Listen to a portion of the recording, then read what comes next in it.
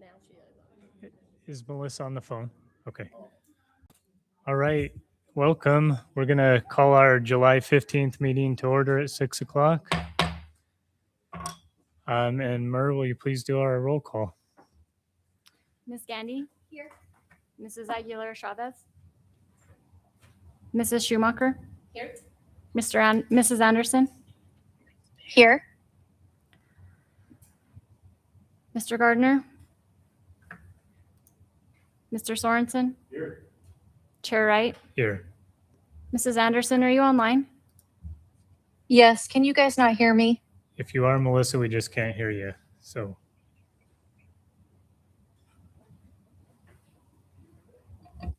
fair enough. All right. With that, if you will please stand and join me in the Pledge of Allegiance.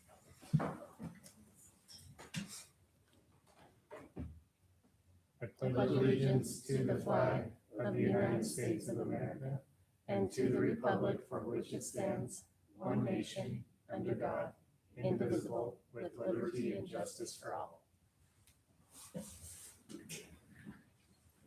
Okay, we are going to move on to our education corner. Dr. Libby's helping us out with that for tonight. So Dr. Libby, it's all yours. Good evening, board. Thank you. Yes, so for Education Corner, I want to do a little bit of an update from some summer conversations and some things that had carried over from last year. So we've had a lot of requests for volunteer opportunities for community members across the school district. So what we're going to do is at the beginning of the school year, we have a benefits fair that we normally held out at the 9th grade center that was opened up for some community programs, and then it was benefits for staff members and teachers. Problem was that because of where it was located and it was a professional development day, we weren't getting a lot of staff coming in. So what we're going to do is we're going to do the benefits fair on the Friday that we come back to school with the gathering at the high school in the auditorium.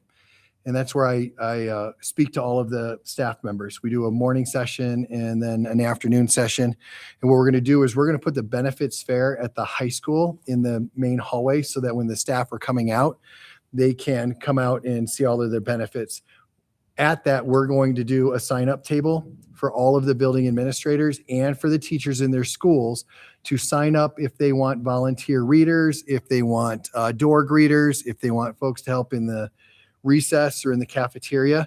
So we're going to do it a little bit different where I'm going to have the building sign up and then we're going to take that information and we're going to push it out to the community. So then those community members know, hey, I've got kids at X building. I'm wondering what teachers in that building want some services and supports. We'll have a list of teachers, buildings, jobs that they would be able to help and assist with. We're also going to reemphasize that at our leadership meeting so that the building administrators know before we get to the high school that if they're looking for volunteers throughout the year, we can get a list of that. I do know one of the ones, I'm working up to it. They're always looking for volunteers to rock the babies at Overland.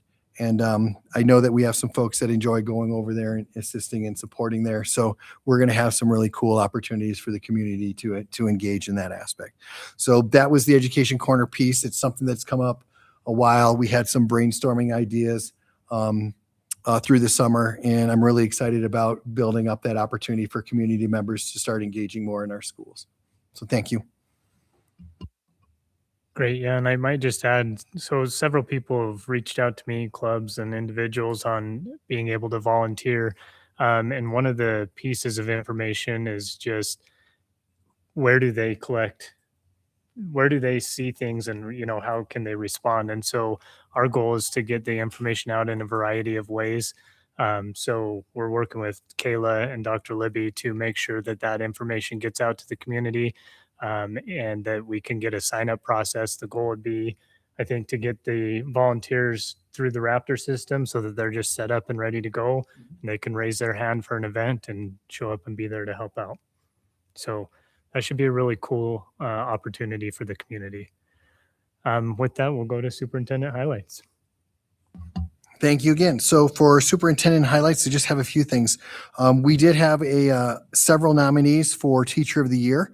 The teacher of the year was chosen, and we're going to do a presentation a little bit later on when we skip back to school.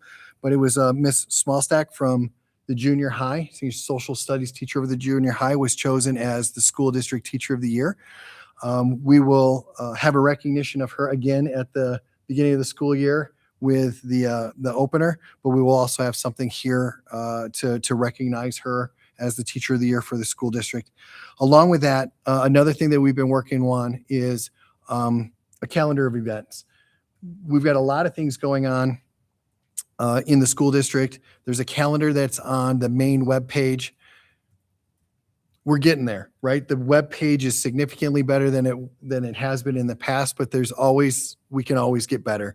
So I've been working with Kelly on putting together a calendar of events for board members that have all of the committees on there, all the committee meetings, all of the other events that may be occurring around the district. And it was going to be my recommendation, if the board chooses to, that the last item on each of the monthly board meetings is a review of the next month calendar, so that there's an opportunity for everyone to say, hey, what are the next big things coming up this next month, before we close for the session. I believe we're still kind of getting it loaded with all of our committees and all of our activities on there. But that's going to be coming out really shortly, so that we can better keep not only the board informed, but other directors of activities that are occurring across the district. So I'm really excited about that as a highlight. And the other thing that's going to be on there is, we spoke earlier in the spring around doing some workshops out at the schools, and being able to have buildings kind of brag about the work that they're doing in their schools. So on this calendar, we've identified months that are board workshops, and then months where we're going to be out at the schools. So we're at the schools at 5 o'clock to 5:45. The kids can do a presentation about the activities or the things that are going on at their school for highlights. It gives board members that show up to the buildings an opportunity to visit those students and some of the staff that are there, walk the school, hear what's happening there, and then come back. I think right now what we're doing is we're looking at 2 buildings at the same time, so we can divide and conquer. And then when we come back to the board during board reports, folks can share about their visits at those schools. I think this will be a great opportunity for our students at the buildings and the staff at the buildings to really brag about the great things that are going on, and share the work that's happening at their schools with the board. And I'm excited about doing that. I've done that in another school districts. It's just a really nice way to continue building those connections with our students and staff and community. So thank you. With that, I stand for any questions. Any questions? Okay, well, let's move on to board reports, and I'll just quickly jump onto the calendar thing just for your guys' information. So when we met with Lee Pritzel, one of the things was commitment level and being able to show up to everything. And I know that as a board, one of the pieces of feedback we've had is everybody's busy. You guys are professionals with a variety of schedules. And so number one was trying to get it on the calendar so that you could plan for it. So the goal for this is it will be a Google Calendar months in advance. I mean, you should see anything that's scheduled should be out there. So you can start making your plans accordingly, and hopefully, we'll have a higher commitment level as far as being at those kind of things, even as much as some of these school events where they're looking for readers or they're looking for trustees to come and judge panels or something like that. It'd just be a better way. And then we can keep track of, who's able to make it to what, and make sure that we have proper representation and all of those things. So I am also very excited for that. And you should have got an invite. Okay, you should have got an invite. So if you'll accept that calendar, that would be awesome, and start using that just as a reference point. Obviously, you won't put your own personal things on there, but just for everybody else. Yes, sorry. I apologize. I have one more, and this is why I have to be able to read my handwriting. Out at the fairgrounds, we had an event that was out there, and the Newmar Country Club had done some work out at the fairgrounds, and they had, like fair projects, fair games set up out there. like throwing the baseball and knocking the dummies down, and ring toss. They had a rope tie that was out there for an event that they did. And I think there were 8 games, like carnival games that they had set up that their community members had built. They left them for us. So they donated all, I think, 8 of their carnival events and games back to the school district so that we could use them at our open houses, our PTO, PTA events, at any of the events that we felt necessary to kind of set up some carnival activities for. And they donated them all to us. And I believe Ms. McDonald has put together some information or has put something out about that and has put out a thank you. But I want to make sure that I remember to thank them profusely, not only for their time and effort that they put in out at the events that were out at the fairgrounds, but also for donating the handmade games that they had built back to the school district. So we're really excited about having those out for activities here at the beginning of the school year for all of our students to take advantage of. Did they leave the dunk tank? No, they did not. They did not leave the dunk tank, but they did leave the I had ideas. the steer roping event and the skeet ball. So yeah, really excited, very thankful for their generous donation. Okay, awesome. So I wanted to start board reports with first thanking Dr. Franks and Ms. Wood again for their service. We appreciate them. Obviously, they had to had their own personal reasons for their departure, but I do want to recognize our new trustees. So Mina is absent tonight, but she will be our Wamsutter representative. Look forward to having her here next month. And then Lena Gandhi is our in-town representative. And I'll just say that all the trustees or all the community members that we interviewed did a really great job, and we were impressed by everybody. We really appreciated Lena's understanding of board roles and responsibilities. She's been attending the meetings for quite some time.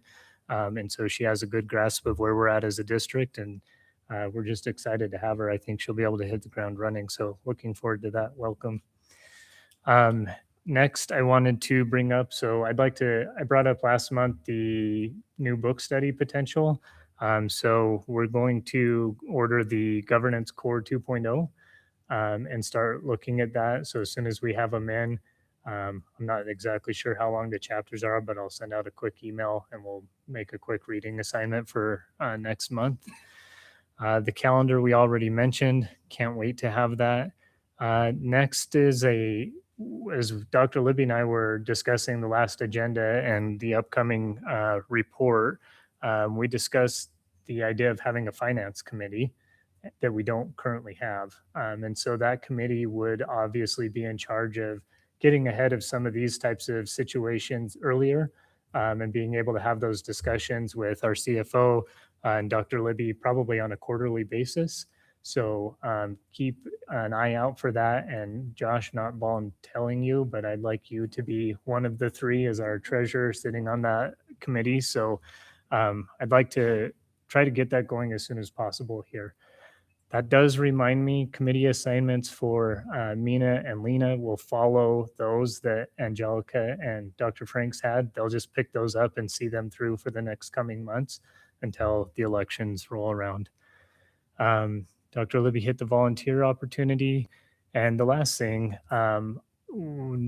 Ms. Murray and Dr. Libby and I had a discussion recently about the way that the agenda has been handled. And part of the concern with the agenda from the community and from our own board members was that oftentimes attachments wouldn't be being added until Thursday or later.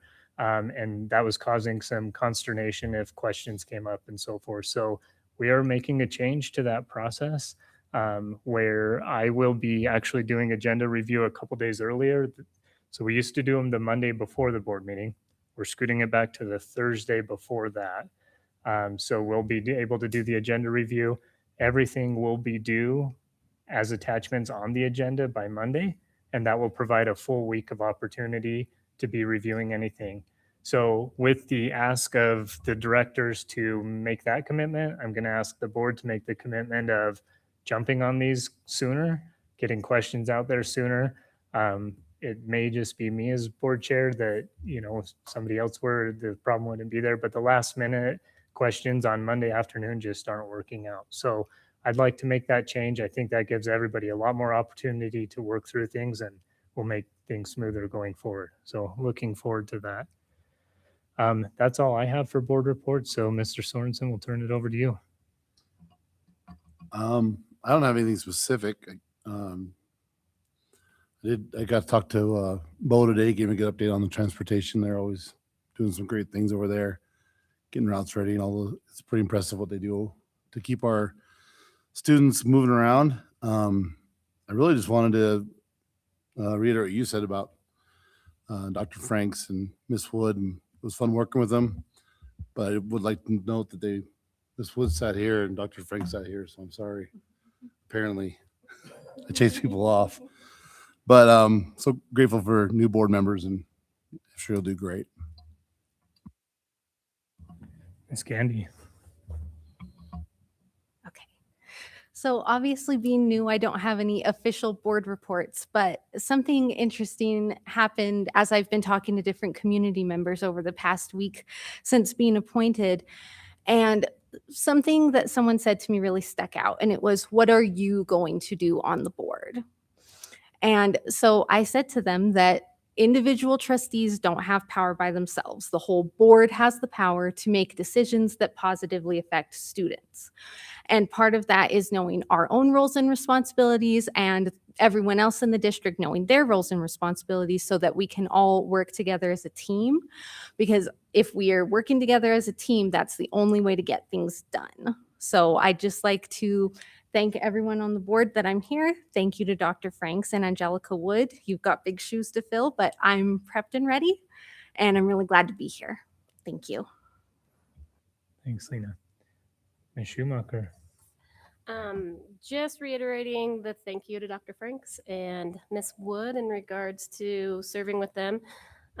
It will be sad to see them go, but it's nice to have a fresh face and some different perspectives that come onto the board as well.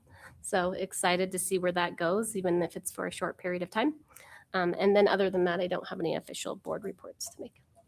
Thank you. And Miss Anderson message said she was trying to talk, so we'll just try one more time. Melissa, do you have anything to add?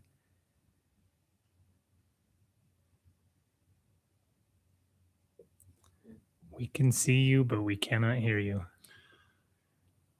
I told her she should sing a song for a long time and then just finally pop in. Wouldn't that be great?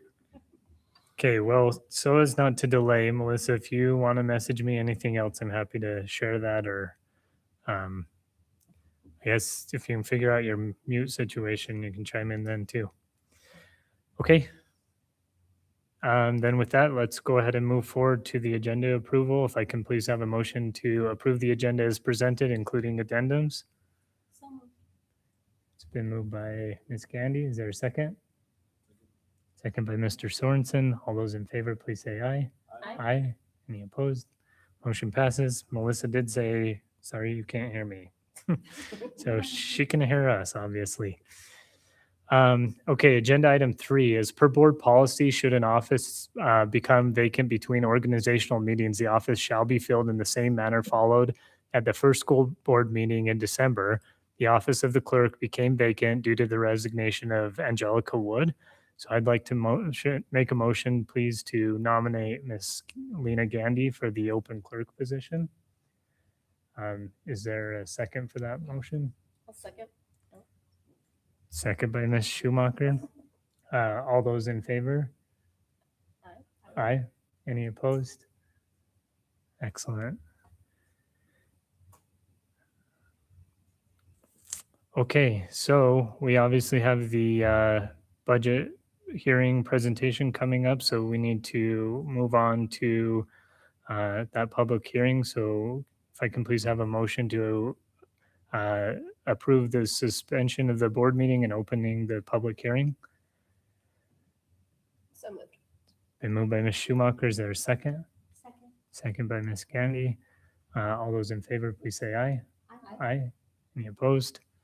Motion passes. So agenda item 5, we'll go through a presentation with our CFO, Matt, on our budget hearing. Nice coach.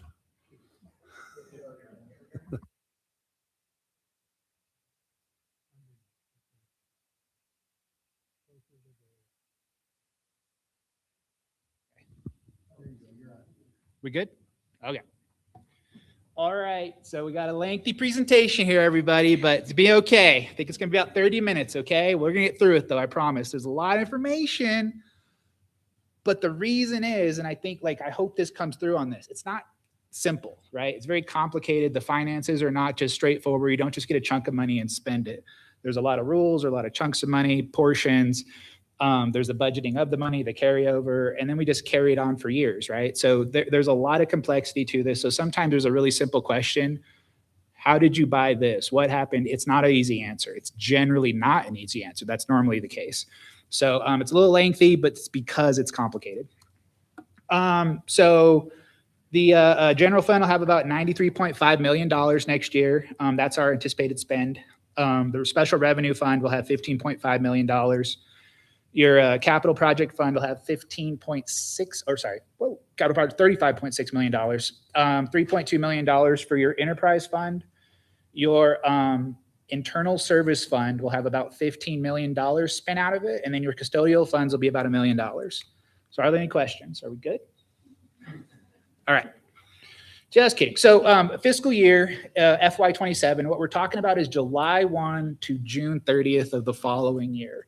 So when we in the finance world, the accounting world are talking about what? When we're talking about the a fiscal year, we're talking about our money years, we're generally talking about that. You can think of it essentially as your school year here in the school district. So for the most part, when I talk about money, when I say a year, I'm referring to a fiscal year, not a calendar year, a fiscal year. So July 1 to June 30th. So that's why we're having this meeting right now. So the state tells us, or we'll get to that in a minute. So then your expenditures, that's money leaving the district, right? And revenues are money coming into the district. Nothing fancy there, just money spent, money coming in. So here's the law, right? Why we're doing this today, why we did some stuff back in May. So it says, the governing board will 1 week before post it in the paper. We did, right? Back on July 8th, we posted in the paper saying we're going to have this hearing. It says we're got to do this thing by the third Wednesday of July. Conveniently, this board has decided to always post the July meeting to that third Wednesday just to accommodate me, right? Give me the maximum amount of time to fill out this budget because it's due the third Wednesday. There's another requirement that is we give a tentative budget, preliminary budget. They call it a bunch of different things depending on where you look. That's due by May 15th. We did that back in the May board meeting. So you'll see something back there that was kind of this high level, very preliminary consideration, but we thought the budget was going to do. It kind of gives the board maybe like a quick signal about how we're looking for next year. But it's so early that it's hard to get a lot of specifics. We've still got a month and a half of the school year to go. The legislature's still, or not really going on, but we're still discussing the outcomes of the legislature with the school finance people at the state. So generally by that point, we don't have all the concrete details we need to give you better details like we do here. So the requirement for this meeting, right, is we give the actual revenues and expenditures in the last completed year. So that was back in FY25, right? So that was school year 2024 to 2025, that school year. Then it says we have to give the estimated revenues and expenditures for the current budget year, right? Well, that was FY26, right? That's what we just completed. So we're going to estimate what we think last year ended up as, because there's still some things every so often that change what happened last year. It may end up like, oh, we found this out in July, but we're going to backdate that thing to June because it should have happened back in June. And occasionally that kind of thing happens. And then the last bit is estimated available revenues and expenditures for the ensuing budget year, right? That's the year we're going to. So that's the year the board hasn't approved yet, which they're going to do tonight, but we're going to FY27 now. So that's the requirement here is the available revenues and expenditures for this next coming year. So we're going to give estimates of those expenditures, revenues, any source whatsoever, right? So we give all the sources there. And then, and then the differences, right? So that's the other little highlight there. So there's a little bit of a narrative requirement that says on the thing, we have to tell you why the budget's different from FY26 to FY27. And then the accompanying budget message, right? Same kind of thing, right? Let's talk about what's going on with the budget, what we're going to do with the money. And then, so there we go. Okay, so we're going to talk about the revenues and expenses on each of those years, right? 25, 26, and 27. I'm going to talk about those differences between last year and this year. And I'm going to kind of explain what these funds mean a little bit, right? There's a lot going on here, so I just want you guys to understand what the board's about to approve. Hopefully. Be weird if they didn't. So what kind of made it a little weird this year is that the legislature made some broad changes to our funding. So we have been, I've been in meetings since January. I've pulled the district into some meetings here and there. They're still trying to figure out what all the legislature did and how it affects us. And there's a lot of ambiguity to it. The legislature said, we're going to do this. And we're like, what does that exactly mean? And then they're like, we don't know. So then we're trying to guesstimate from there with WDE, Wyoming Department of Education, to figure out exactly how do we implement this thing the legislature just said is law. And we're still having those conversations. They are ongoing today. So that really kind of made it very different. We're not going to get into all the details on that, but I am going to hit some of those things here in a little bit. Some of those big changes that the legislature made. Yeah, so that pretty much gets to it.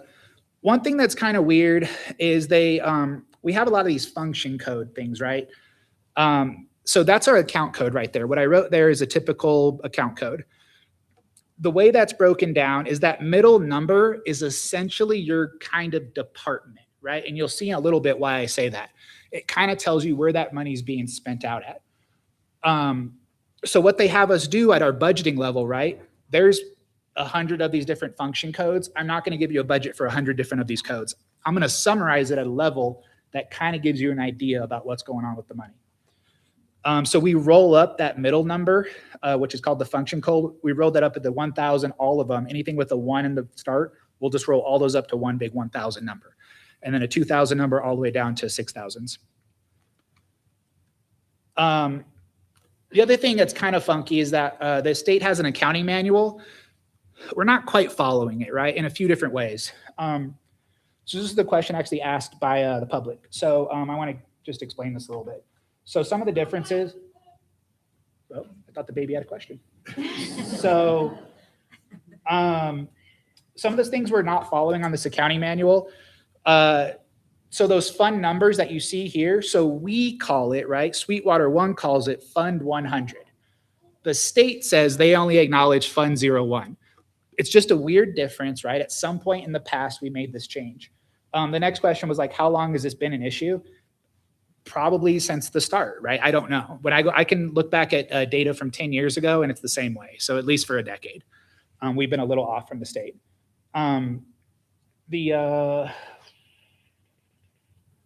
Oh, and then like, did we misstate things because of this? No, not really. It might be like, oh, we coded something as this revenue, not this revenue, or this expense, not this expense. It's not like we're wildly misstating money coming in and out of the district. And then the last question was, how would this be caught? Well, the audit would catch it, right? We get audited every year. They would go, hey, your money doesn't match. What are you doing? So this would be caught if it was like major issues. It's really just saying that if you took the state's accounting manual and brushed it up against Sweetwater One, you'd have a really hard time figuring out what the numbers actually mean. When I got here, that was one of the first things I kind of realized. And so it took me a little while to go, okay, this is how we're structured here. This is what we really mean when we say this. Okay, so the first one is Fund 01, right? Fund 100. We're going to spend a lot of time here because this is where almost all of our money is, right? I think it's like 75% of our money all comes from just this chunk. And this is what we call, when we're talking about the state money and the state cutting funding, most of the time we're talking about that chunk of money, the general fund chunk of money. So these are all the areas where it's coming from, right? Where's your money coming from? Well, it's coming from taxes, a little bit from investment, right? We have some savings accounts out there, a little bit from the county and the state. I don't want us to get too wrapped up in this, right? There's a lot of numbers here, and I don't think it's very useful, and I'll get into that here in a minute. So we expect a little bit less money for local taxes next year, and that's kind of been historically, those have been shrinking down a little bit. The investment earnings have come down a little bit. There's two reasons for that. The principal has been decreasing, right? We've spent some of our savings, but also the interest rates have been dropping from the Fed at the federal level. The donations is coming down a little bit. I'm just being conservative there. I'm just not expecting a ton of donations. The county tax is coming down a little bit, just historically has been shrinking. over time. And then that unrestricted piece, that's part of the recalibration. And I'm not sure I tie that back to here, but later on, I'm going to talk about something called WRS and a reimbursement the state's giving us. That's why that's such a big number. So $1.4 million under that state revenue unrestricted for the recalibration there. And then that last number is the state's revenue. Sorry, I had that backwards. So the recalibration is from the extra money. The next line down, that went up heavily because that WRS reimbursement change the state made. So because the state has a formula for how we get paid, paying too much attention about who's paying us doesn't really matter. Here's why. I fill out a spreadsheet every year this time of year, and it tells us, Sweetwater 1, we're giving you 90 million bucks, right? It's going to fill out. It's going to say you got this many students. We're figuring you guys run a district for this much money. It doesn't matter who pays us, right? So if the county pays us a little more, the state's going to pay us a little less. If the county pays us way too much, we actually pay that back to the state. So they already limit us on how much money. So getting more local dollars, county dollars, or state dollars doesn't change the overall number. The number's the same. It's going to be about 90 million bucks regardless. Who pays us kind of doesn't matter because the state came with the formula that says everyone's going to get paid what they're owed.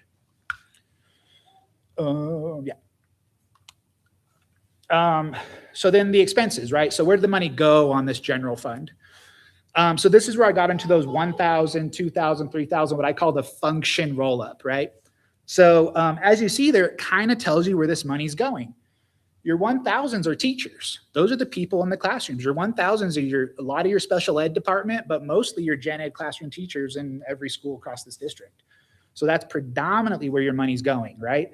But it's also the instructional materials and your helpers and some of those stuff, but they're very student focused. They're down there with the kids. The next chunk of money, right, your 2,000s is just adjacent to that, right? They're not teaching kids, right? They're not in the classroom teaching, but what about the person helping them learn how to talk with the SLPs, right? What about the psychologist working with them? What about the nurses helping the kids out? All of those little pieces, they work with kids, but not directly teaching kids. So that's that 2,000 chunk of money you see there. Your 3,000 chunk of money, that's your support services, right? So that's us. That's all the other stuff propping up the district, right? We're not working with kids directly, but somebody's got to pay the bills, so that's why we exist. Your 4,000, your non-instructional, as you see, they're very, very minor, right? These are random things where we look at the rest of them and we go, it doesn't really match here, so we're going to put it here. That's kind of where that ends up. Your 5,000 level there, that next one down, facilities construction, we bought that building this year, right? The CTE building, we're calling it. That's what that was. So that's where that came out of. That's buying these big plots of land, building, construction. It's your big items. We're not planning anything, or we had nothing a couple of years ago. We're not planning anything for next year, right? We bought the building this year. We don't plan to buy another building. And then the last one's your transfers. So this is money just moving in and out. So as you'll see there, we transferred about $500,000 in FY25, $800,000 in FY26. And we plan to spend maybe $1 million in FY27 on the same idea. That item right there, I don't think I think I do. I think I do explain it. But that transfer money there, that's to food service. That $800,000, that was just to help out food service. To feed all of our kids, the feds don't give us enough money for the food service program. So we fund it with some of our state money. We help keep that program running. So as you see on the bottom there, we spend about 66% of our money on that 1,000, 2,000 series. So more than half, 2/3 of your money is going to the kids, right? But then the other third is everyone else. It's transportation, right? Moving kids in and out of the schools. It's your maintenance in every building, right? Your custodians cleaning the buildings. It's all your principals, all the secretaries for the principals. It's everyone else in the district is that 3,000 series, and they're only 1/3 of the money. So we really are spending the brunt of the money on the kids.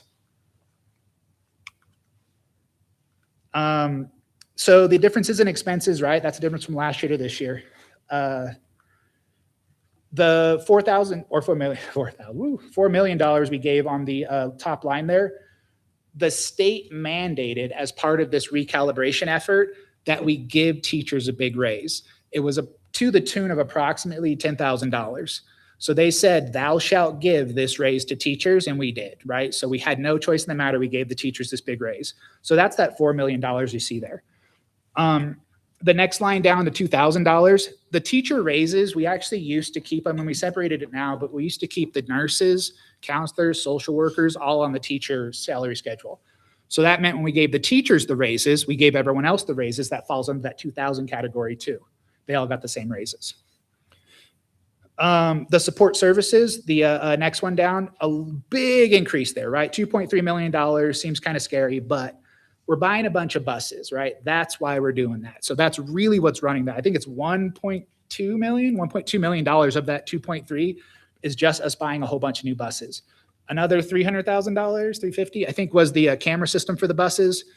Our legal costs in the district, they've been kind of just going up. So that's a huge chunk of that money.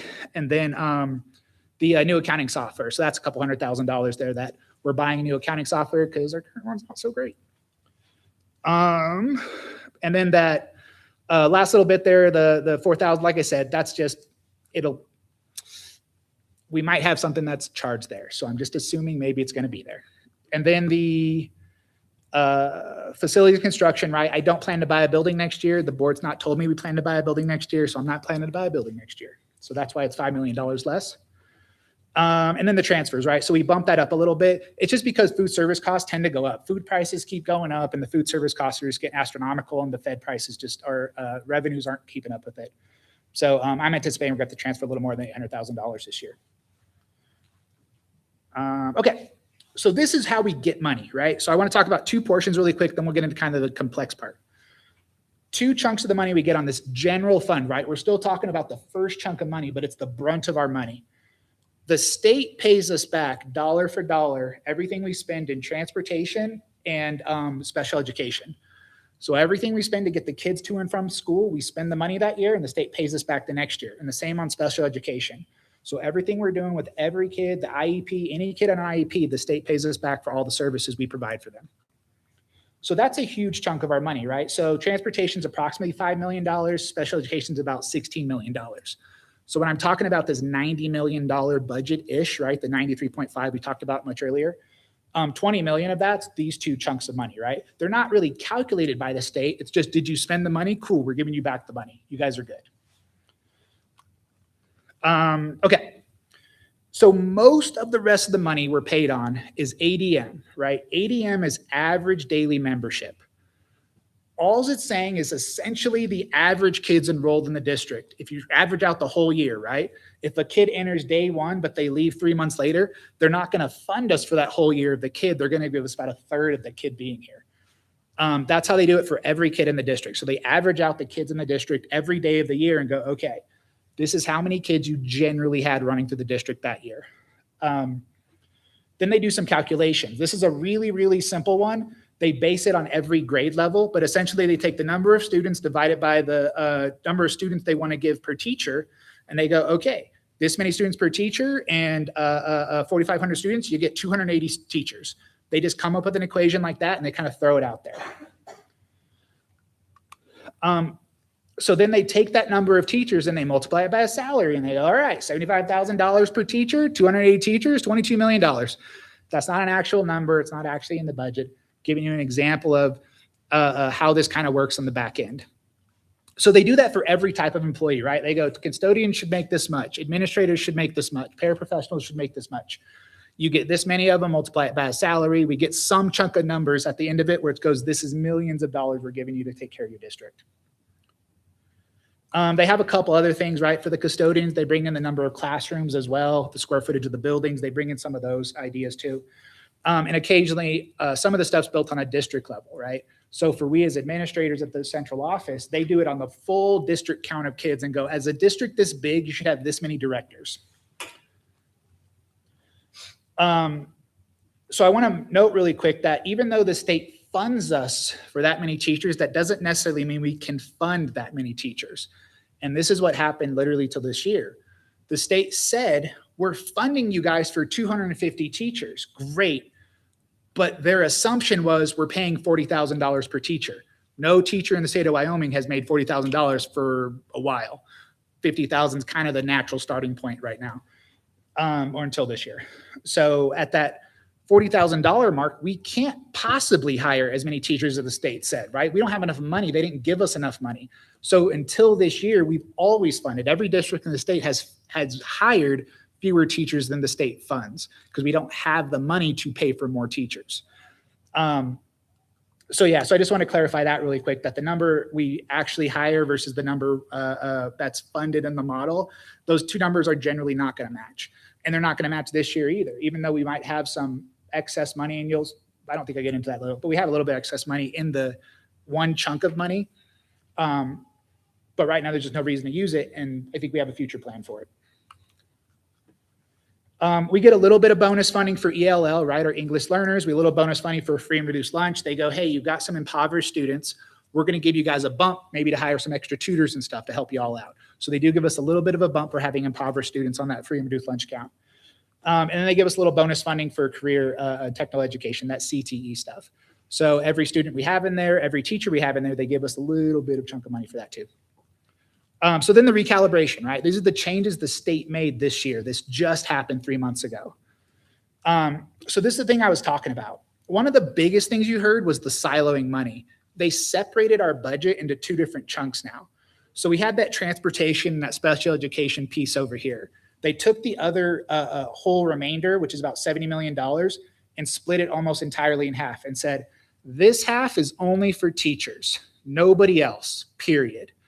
This half is only for everybody else. Everyone else in the district has to come from this half, including principals, secretaries, everyone at the central office, your maintenance staff, technology, every other thing in the district comes from this half, but only teachers here. So the problem is they took half the money, but that only funds about 40% of the district. Your teachers are only 40%, and that includes SPED even, right? So that chunk of people is actually a small amount, but they funded that heavily. They changed retirement. So we used to get funded per person on that, $75,000 per teacher thing. They would just calculate how much retirement would be and give it to us.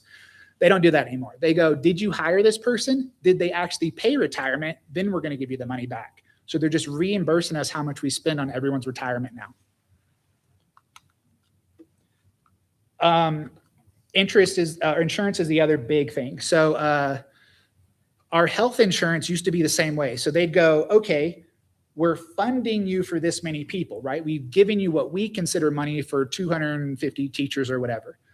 When they gave us that, they said, and we're going to multiply that number by $17,600 to say you get this much for insurance for all those people too, right? On average, insurance costs this much per person. They got rid of that too. They're only funding insurance if we have a person in the seat and they actually take insurance.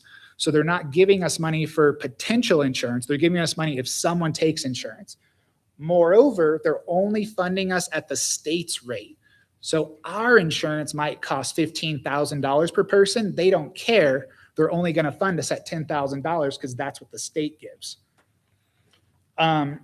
So if they might fund 280 people, but if only 200 take insurance, we're not getting any extra money anymore for those 80 people we didn't hire. Or we didn't take insurance, sorry. The other big one that I think kind of caused a little bit more of a ruckus than everything else was the activities, right? So they cut activities. And the way this went about was they used to say Farson and Black Butte are really small schools. So we're going to give them bonus money because we do want them to have programs, and it's hard to have a program with 100 kids, right? So we're going to give you some extra money per kid so you have your programs built there. They got rid of that this year. They just lumped everyone into Rock Springs High School. So they're treating Farson with 100 kids and Black Butte with 100? Am I off? 100-ish? Yeah. So those two schools with 100 kids, they're treating them as if they're the same as Rock Springs High School with 1,600 kids, right? They're saying these are the same thing. They're not. We know that, but the state and their calculations got there. I will say the most recent conversations sound like they are backing away heavily from this and like, we made a mistake, sorry, right? So I think they're going to fix this. The last point here, right? We've talked a lot about recalibration. I want to make one heavy point here. We blamed recalibration on a lot of it, what's happened to our district, but our district did lose 250 students from last year to this past year, right? So from FY school year 25 to FY school year 26, we lost about 250 kids. That's a huge chunk of the money, right? You got to consider that it's about 5% of your 450 kids. Or 4,500 kids. So you're looking at 5% of $90 million budget, $4.5 million-ish is what we're talking there with that loss of students. So we do have that hitting us too at the same time. So the state messed with recalibration at the same time we lost a lot of kids. Historically, we've been losing about 100 kids a year for about the last 5-10 years. This was a huge, huge, huge difference than what we've seen traditionally. So this is how they're funding us now, right? So at the top there, I do have that instructional silo piece, right? So this is what they're saying can only spend on teachers. That's it. There's no other option. You can't spend anything else. I don't care. You can't buy paper for the kids. You can't pay for another helper, nothing. You're getting teachers out of this money, period. That's what they're telling us now. That next chunk of money is everything else, like I said, right? Principals, central office, athletics, maintenance and custodial, technology, materials, supplies, everything. Everything else in the district comes from that other chunk of money. They're reimbursing that retirement now. They're reimbursing that health insurance now.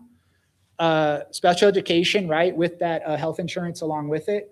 Your transportation along with health insurance with it. And then the one-time payment. So what they're doing this year, another change, when we bought buses, they used to give us the money back because transportation is reimbursable, right? They give us the money back over 5 years. They said, nah, we're just going to be back the same year now. And they just paid us all the money right now. So all the money we were owed for the next few years, they I think it just hit the bank account today, actually.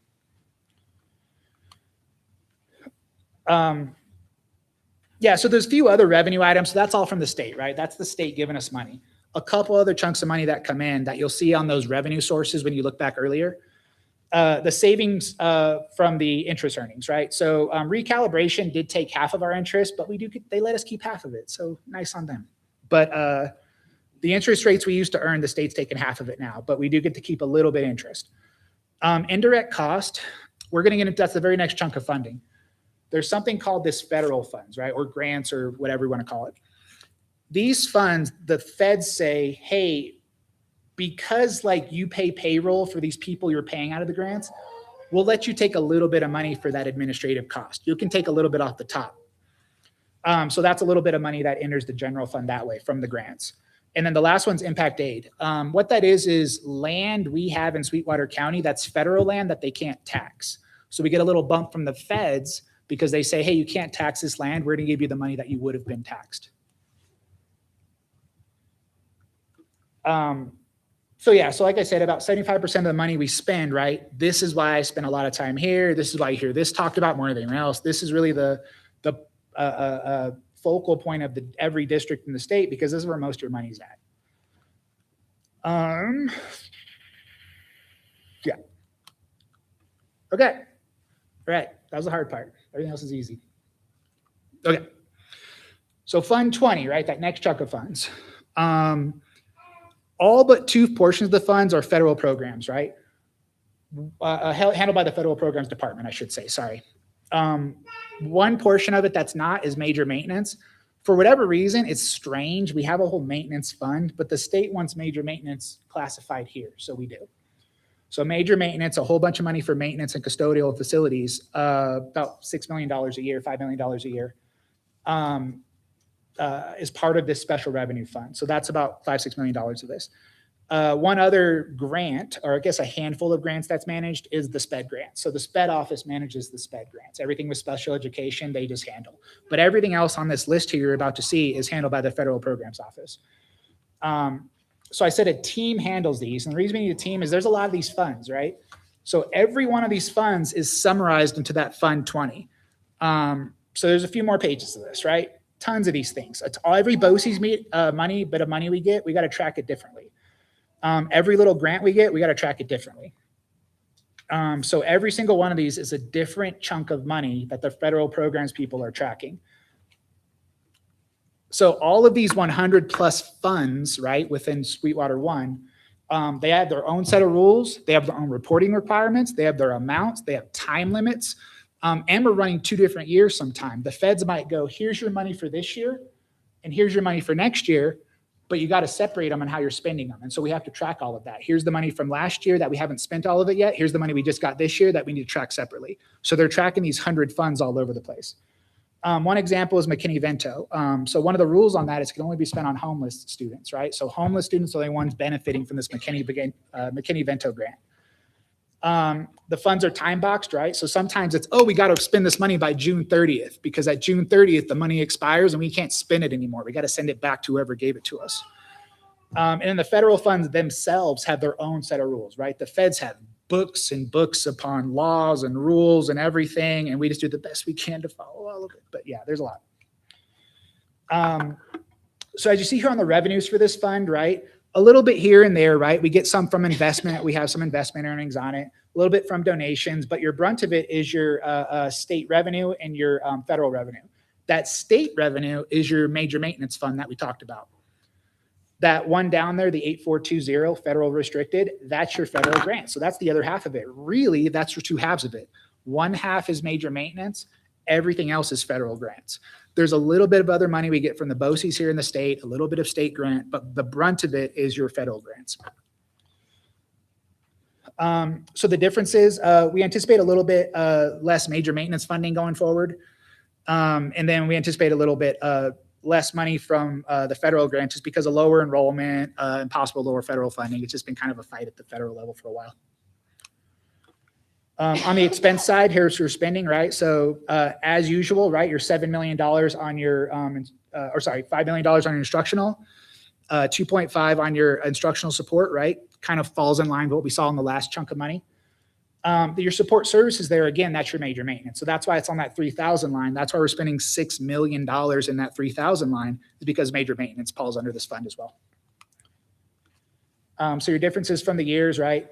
So we shifted some of the PD in the 2000 series to the instructional side. So that was part of this change. We shifted some of the priorities in the district. And then the teacher raises, right? Like last time, the teacher raises bumped up a lot of money.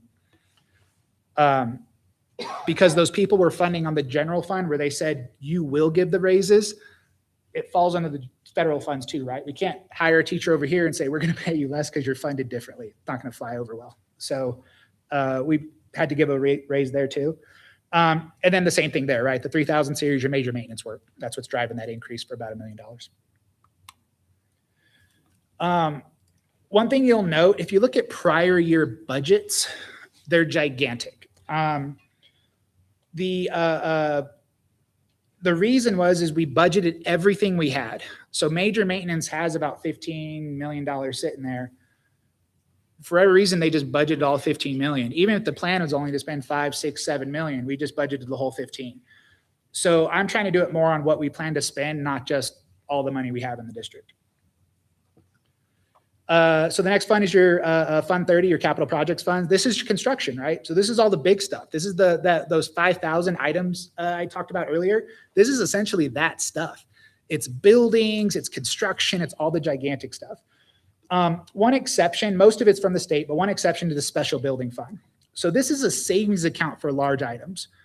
What we're allowed to do, the state says we're only allowed to carry over so much money a year. But if we go over that, we can go, okay, just kidding, we're going to transfer it to this fund instead. Because if we don't do that, we pay it back to the state. One question I had before this presentation was, well, why are we paying money back to the state? We're not. I promise we're not paying any money back to the state. I'm always going to look and go, are we going to pay it back? No, because we're going to transfer it instead, right? We're never going to pay $1 back to the state unless we have to. One of the problems, though, with this recalibration, again, is that they wanted to remove our ability to use this money for construction. So we used to be able to save for this, and maybe we say, hey, we're going to have a new school soon, but we're going to do a little add-on to that school because we don't quite like what the state's giving us. We're not allowed to do that anymore. There's no way for us to save money to do any kind of construction anymore. We can use the current money we have on that sort of stuff, but no new money can be spent on that sort of thing whatsoever going forward. The only way we could ever do something like that is to go out for bond in the future. Yeah, so the short answer is we had these carryover caps, right? 20%, 30% amounts.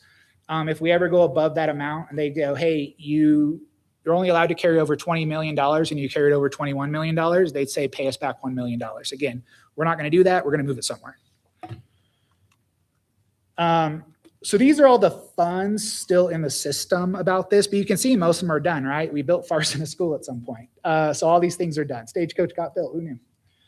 But then you do have a few left over, right? So you have that 310 fund. That's that special reserve fund, money we're saving for big items later in the future. We have the 331 fund. Honestly, I have to look that one up. I think we're closing that one. And then the big one is that Satellite High School. And then where's the new high school? I'm missing it. That's it, 351. Is it that one? Okay. So that's Satellite though, right? That's what it says. Am I off on that? Okay, never mind. No, that's just what they call it. Okay. But yeah, so the new high school is part of these funds as well. So all the big projects the state's been doing, we make a new fund for it, we track it, but then that fund goes away because there's no money there anymore. We finish the project. So there's just not a whole lot going on in the Fund 30. Large sums of money, right? $30 million we plan to spend, but 30 million of it's just for the high school. So it's not really, we're doing all kinds of choice stuff here. It's really the state giving us money to then pay the contractor. We don't really have much of a choice with what we're doing with this money. Except for that, again, that special reserve fund, the savings account that we have. Those are two different chunks. So where's the money coming from? A little bit on the investment, right? We have some money saves up. The state revenue there, that's just the state funding our high school. That's all that is. So that $30 million you see on FY27 on 8320 toward the bottom, that's literally just the state funding our high school. Yeah, so same thing I just said, lower interest rates and then the state funding our high school. On the expense side, so this is what we plan to spend. Again, we plan to spend a bunch of money on construction and all of that stuff on that 5,000 series on the far side. A little bit on the 3,000 series, right? This will be your Fund 310, that savings account, spending some of the money. And some of the stuff we buy out of there as some examples, technology uses it, right? So when we're replacing like the staff laptops or some of the student laptops, we'll use that fund that we saved up for. We'll buy all the new laptops out of our savings account. Differences from the years.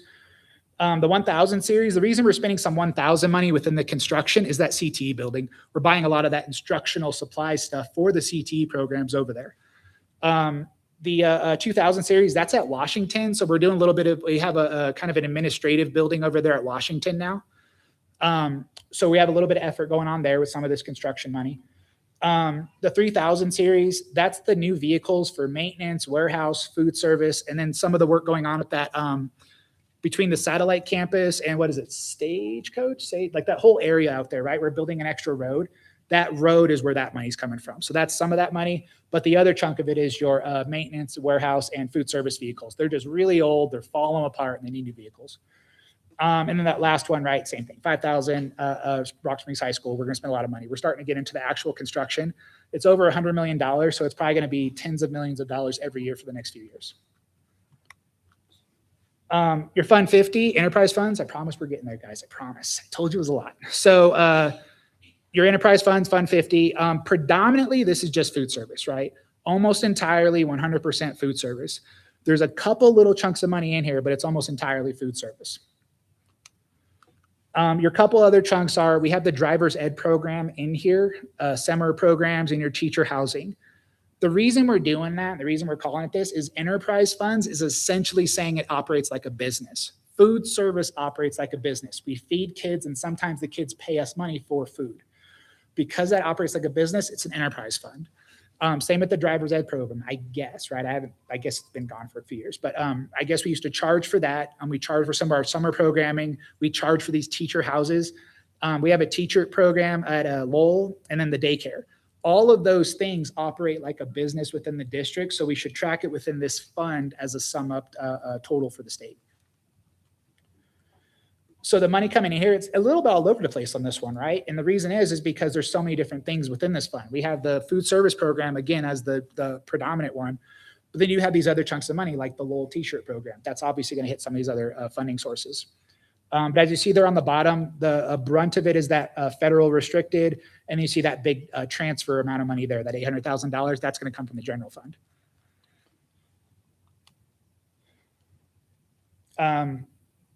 Then the revenues here, right? Same kind of thing. Nothing. I didn't write anything here just because it wasn't very interesting. There's like tens of thousands of dollars. So these are rounding errors in $90 million. On the expense side, right, it's very, very boring, right? So on the 1,000 side, we're going to spend that much. That's mostly the daycare. We're spending on that 1,000 instruction. That's the instruction of the kids over there at the pre-K and daycare. That $2.8 million sitting on that 4,000 line, that's all of food service. and we've summed up the whole expenses for this fund. So yeah, daycare is probably going to increase use a little bit. And then the pay raises on the food service side. We gave 1% raise to everybody. So then the next one is internal service funds, right? This is money that is already in the district, right? So that's what an internal service fund is. It's not new money coming from outside the district into here. That's not what this is. This is us keeping a fund kind of to keep things under control. What we do with this almost entirely, you'll see some funds 630, 639, that's all Head Start. Head Start's its own independent program. We kind of don't, like, we let them kind of do their thing. That fund 650 though, that's our fund. That's an insurance fund.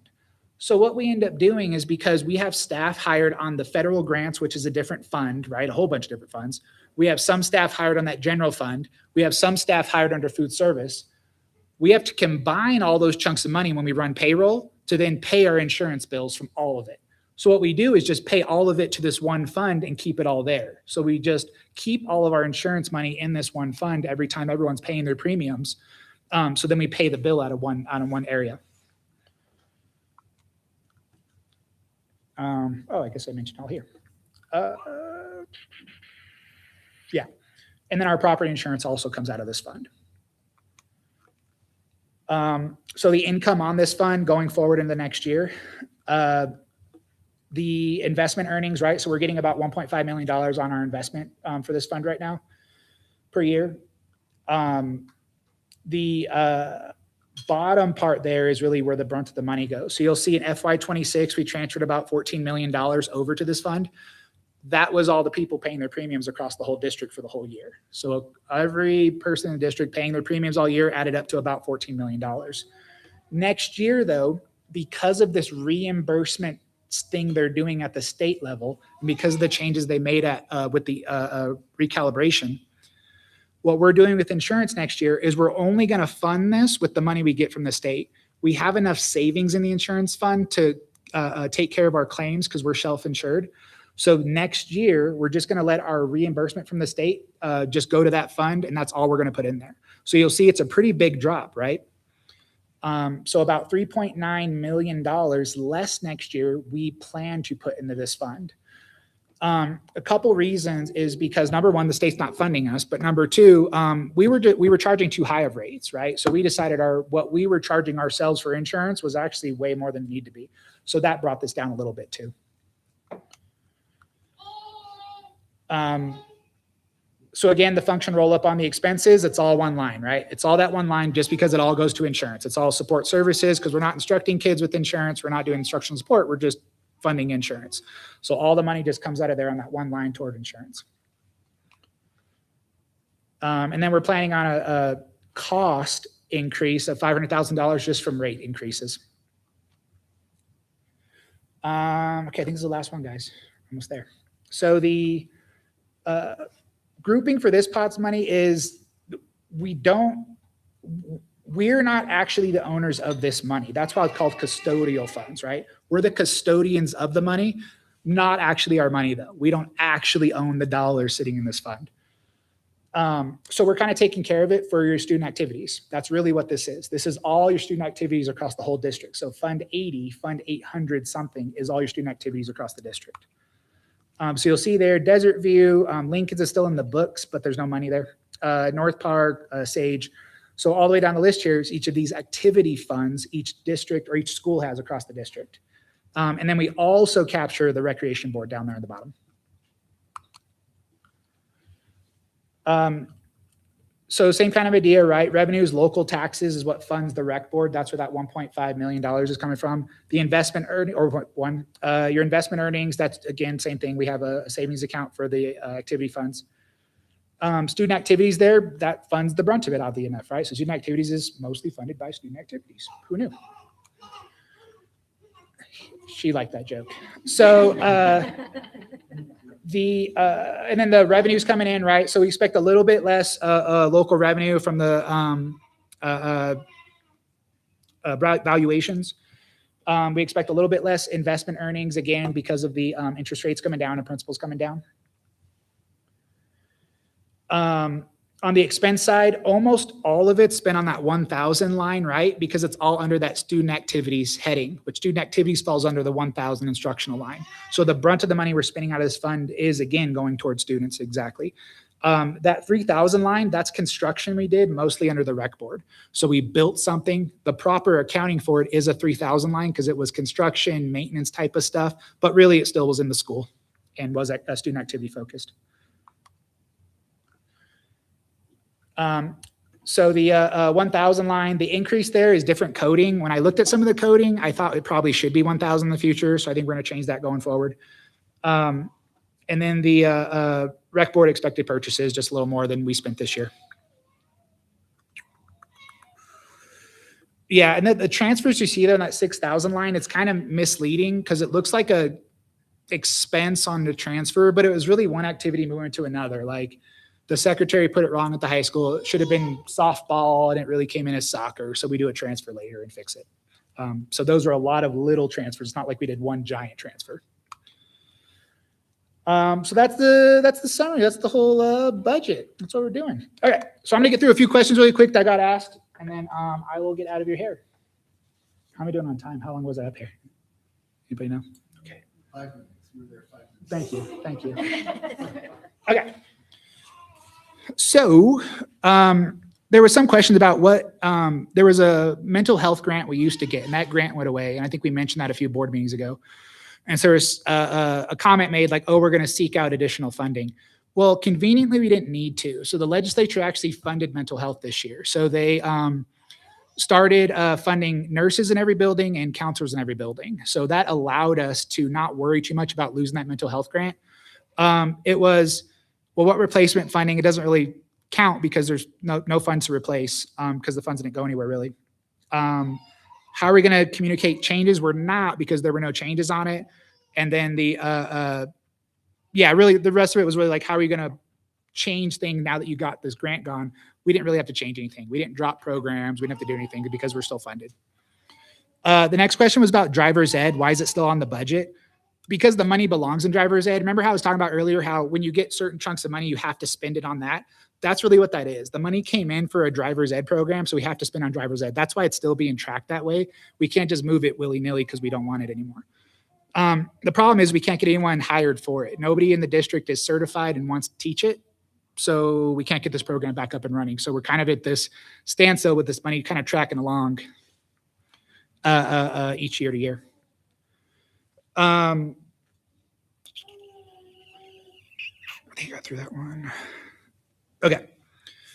So there was a question about, I talked about that funded positions versus hired positions, right? It was asked like how many positions. That's a really hard answer. I'm going to go through one subset of the list here, right? We get 215.36 regular classroom teachers. So I don't know where we get a 0.36 classroom teacher, but we'll find one. And then we get 54 elective and specialist teachers. We get 2.29 CTE teachers. We get 15 minimum, that's the small school teachers. We get 3.72 small school teachers. We get 20 instructional facilitators and coaches. We get 4.2 ELL teachers. We get 39 summer school teachers, and then 37 tutors. And they also give us 23.61 pupil support. I don't know what a pupil support is, neither does the state, but they give us funding for it. So it's kind of a hard question to answer when they go, how many of these positions did we actually fill and how many are out there? It's kind of big. It's a very big question. Depends on which position we're talking about and where and when and how. And then you start looking at, well, does it matter if we funded it out of the general fund, if we funded the same number when we add in what we did with the grants, right? Did we now hurt ourselves? We didn't. So again, these simple questions get very complicated when you start getting into the weeds on them. It also ignores the wages, right? Like I talked about earlier, if the state's not funding these positions at the proper rate, we can't possibly hire that many people because no one wants to work for that low rate. We have to increase the wages and hire fewer people.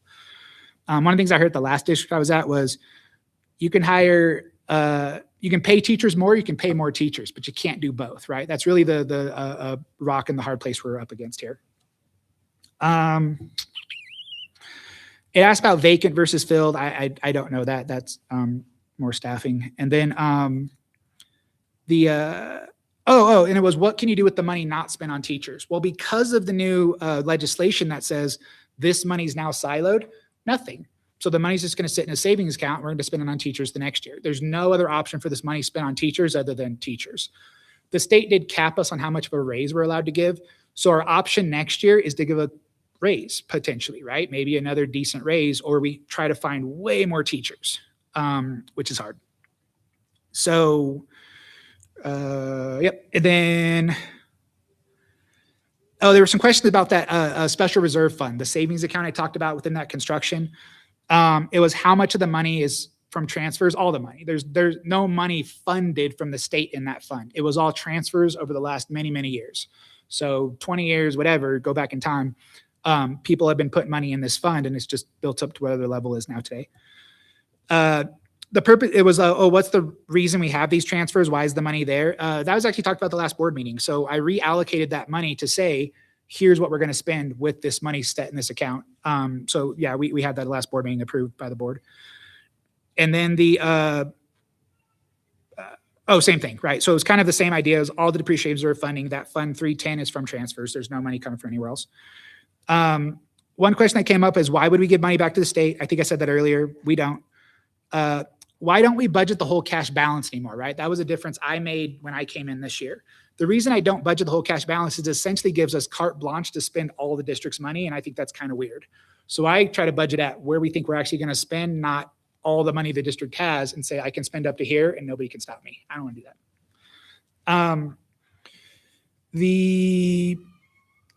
that. Essentially how out of sync are we with the accounting manual? There's a few, like I said, misuses of different codes. We were using this and really it should have been this. Those are kind of minor, and I've been catching those as they come up. Your biggest one is just the structure. It's very different. We've got like extra numbers and complexity to our little coding that's just not in the state's manual. So that's really it. Things are in different positions. But there's so we're like, we are very different than them, but it's not to the point where it's like, hurting us or anything like that.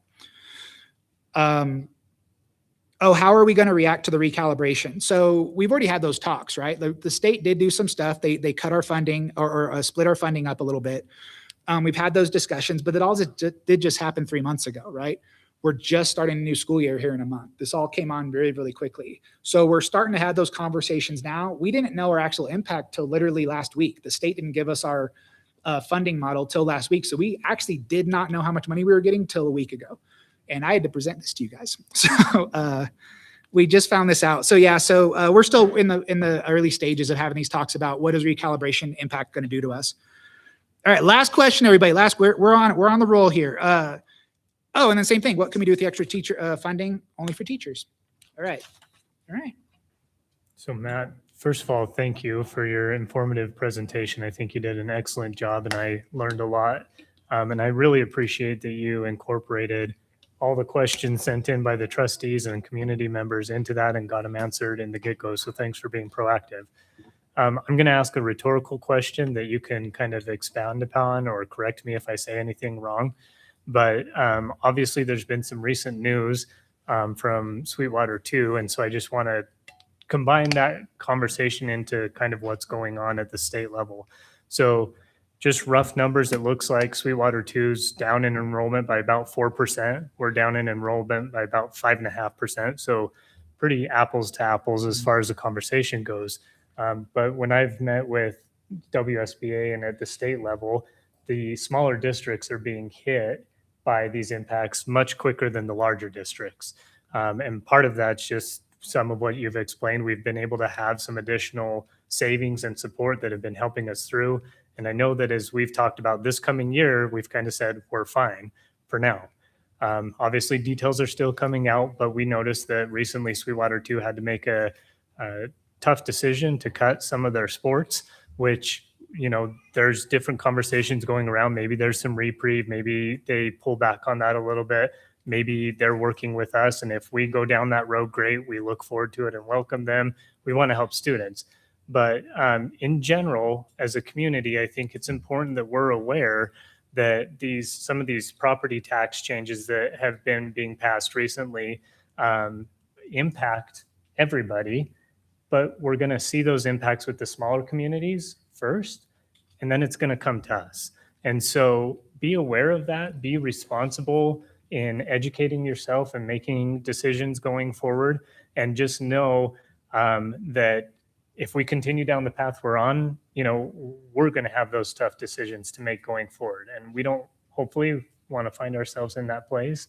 But it's really interesting to be able to have those similar comparisons to Sweetwater 2 and enrollment and see where they're having to go and understand what our future could look like. Is there anything else you'd want to say on that? I think what's helping us right now, right? It's kind of misleading in our current budget or current expenditures from last year because we bought that building. Had we not, you would have seen us well under budget, well under what the state funded this year. And I had talked to Dr. Libby early in the year, even without the recalibration, we were looking at giving teachers a big raise because I was like, we have so much extra money. And then we just weren't spending our budget. I don't know historically what the mentality of the district was, but the state would give us this much and we kind of spend way under that. And I wasn't sure what the logic there was. So I talked to Dr. Libby early on, like, hey, we need to do this. Well, then recalibration happened, but at the same time, we lost those students, right? So it was really when I saw the ADM impact, I was like, oh, we don't, right? That essentially took that gap away from us almost instantly. But then recalibration sort of built it back up for us a little bit.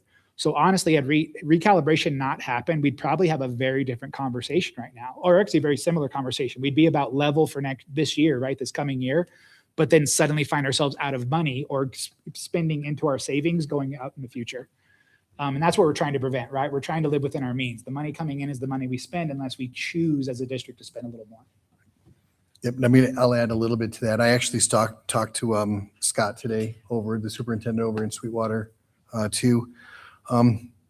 They had to make some budgetary reductions just because of the size of their school district. They have 660 kids at their high school, I was told, this coming school year, and they lost just under 100 students, which is, from their size to our size, is about the equivalency of this same loss.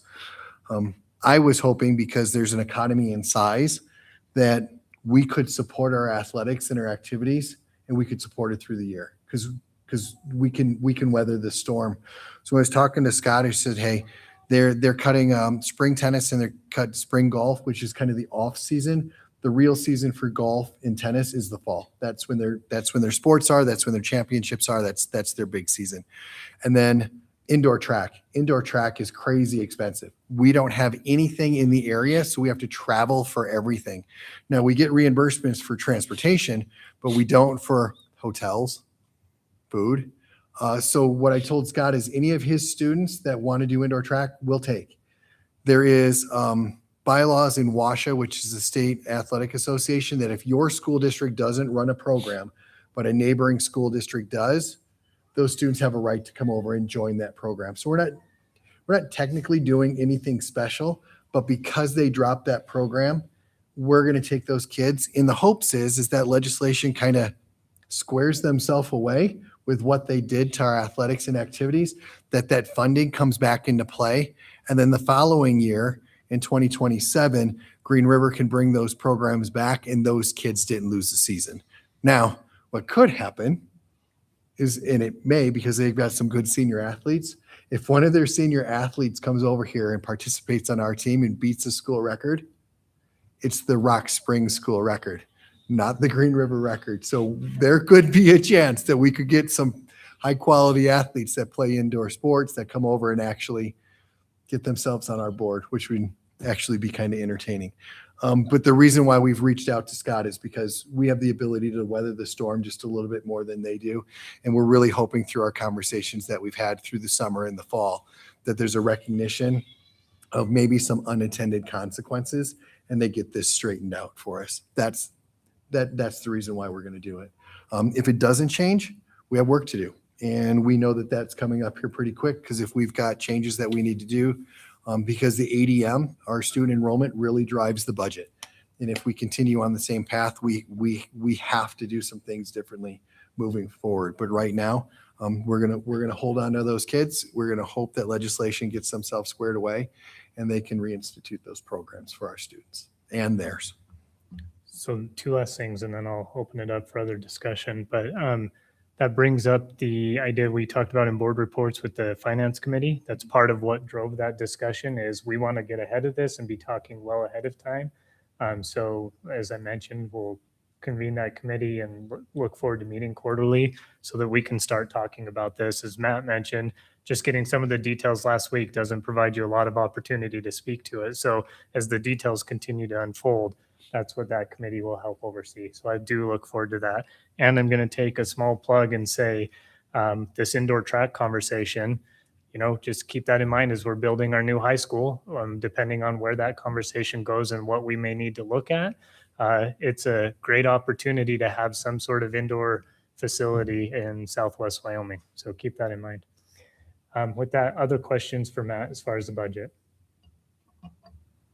No questions. I just wanted to say thank you. I've been on the board for years, and this is probably the most education we've got at a hearing like this, as far as that goes. And I know that for new board members and moving forward, if you continue doing this yearly and adding to and or adjusting it as you've said, it's going to be very beneficial to the trustees and of course the public and anyone else.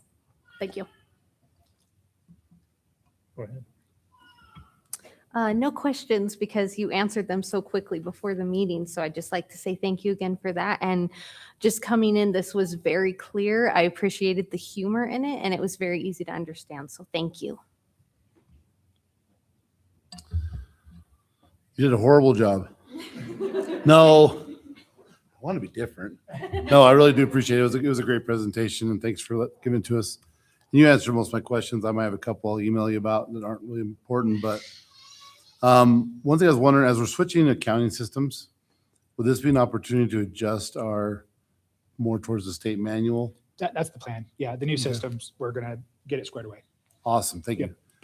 Then on the health insurance, so they're only going to be funding for a single person? No, they'll fund out a family plan or whatever. Just Okay. what we charge for a family plan is not necessarily what the state charges. Oh, yeah. So they're just funding at the state's level, but whatever category you choose. Okay.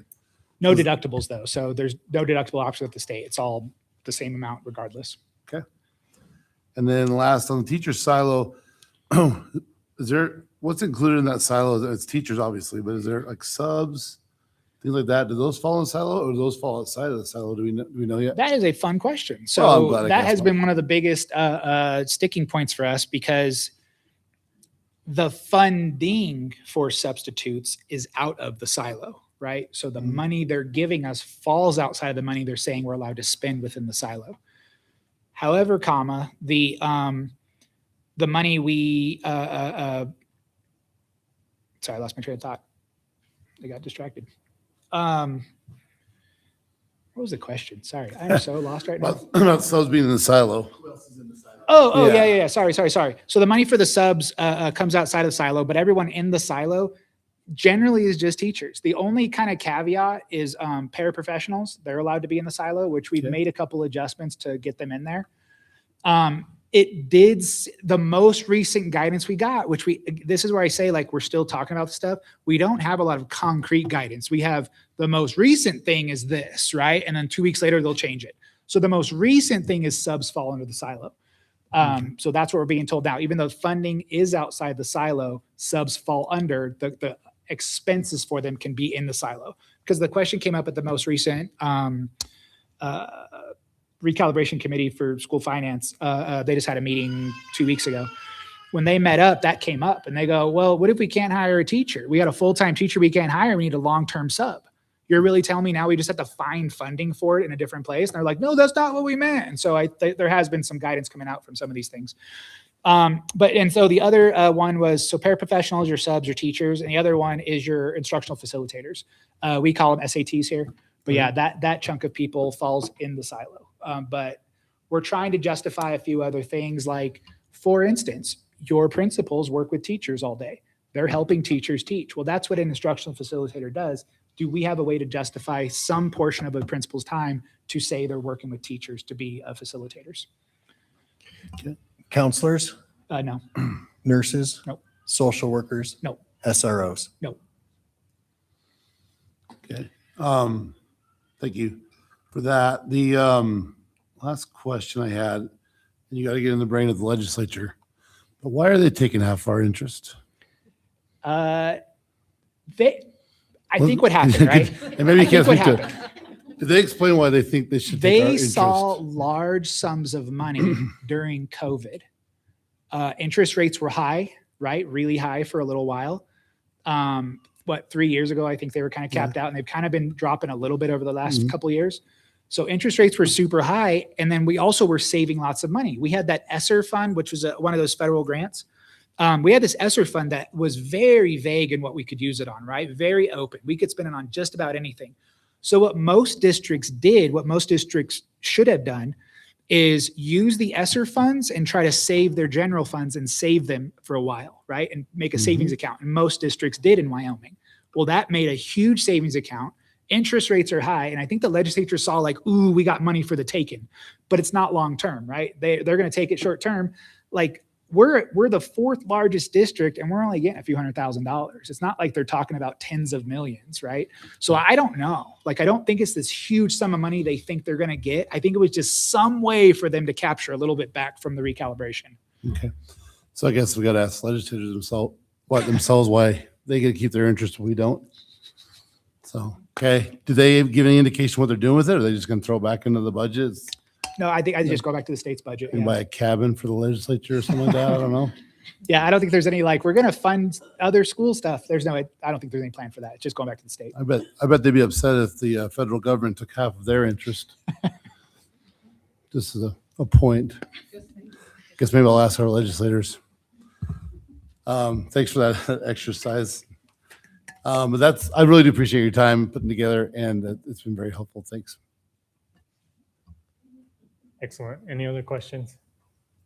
Okay, let's move forward then. This is the public comment for the public hearing only.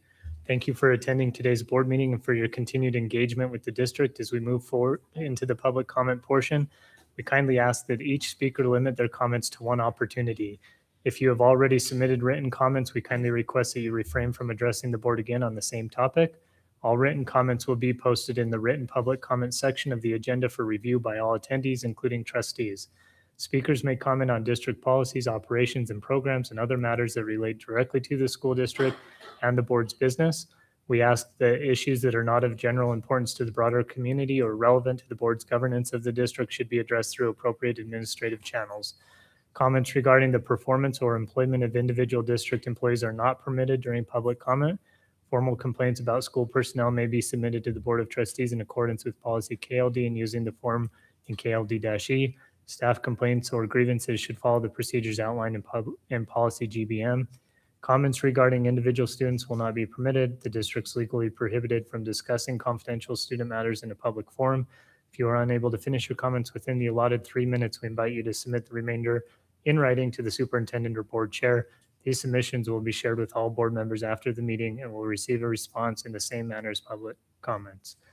With that in mind, for trustees, there were a couple of written public comments. Again, I appreciate Matt. I think he's pretty well addressed all of those at this point in time, but they are there for reference. Are there any in-person public comments for the public hearing?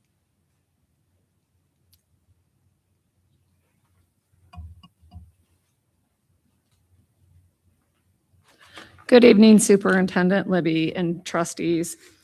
I want to take a few minutes to address some of the discussions surrounding the school funding because I believe our community deserves facts and not fear.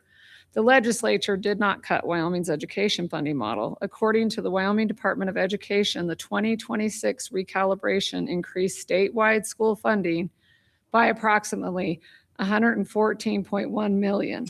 An 8.6% increase. It includes additional investments in teacher salaries, retirement costs, transportation, and dual enrollment.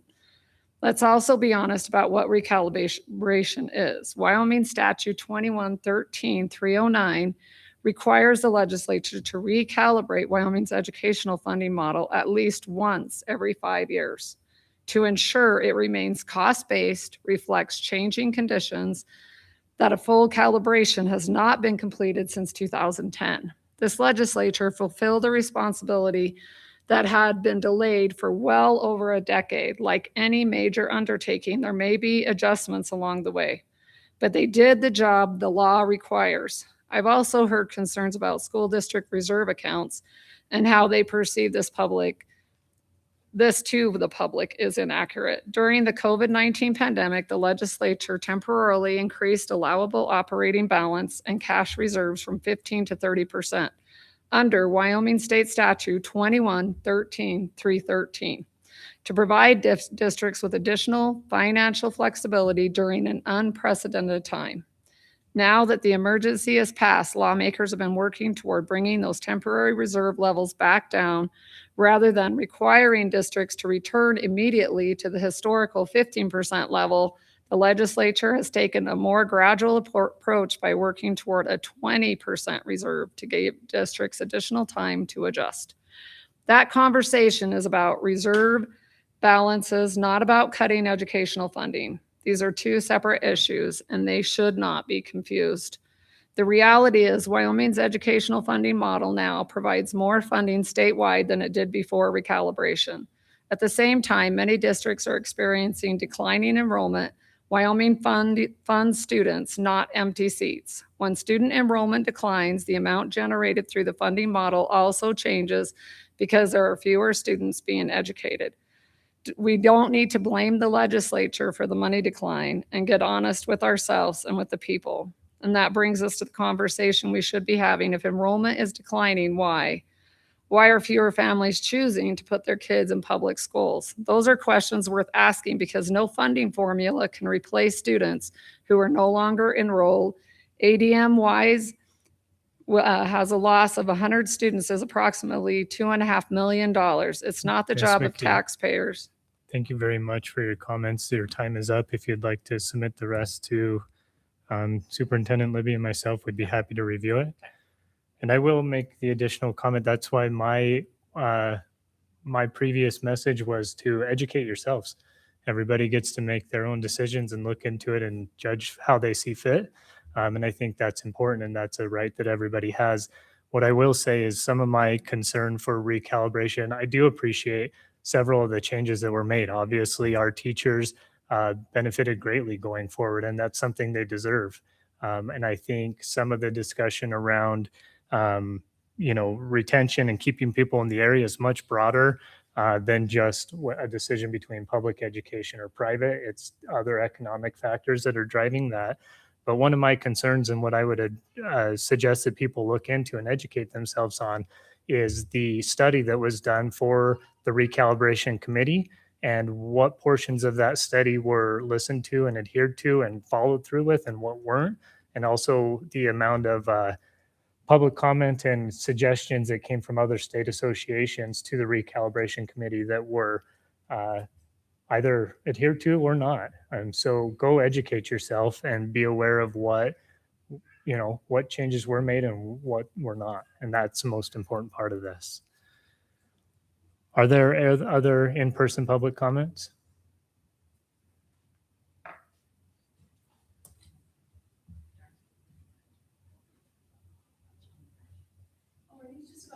Yes, we'll go to the next one.